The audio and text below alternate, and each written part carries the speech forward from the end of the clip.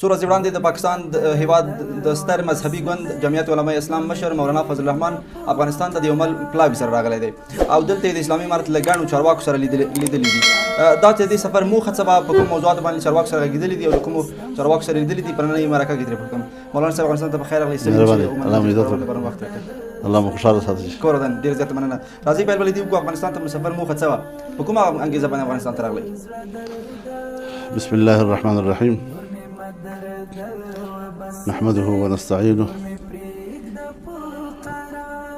ونصلي ونسلم على سيدنا محمد وعلى آله وأصحابه أجمعين.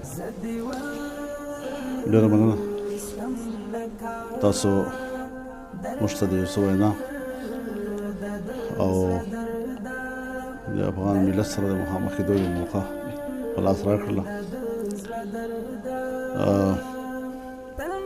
ظاهره خبره ده چې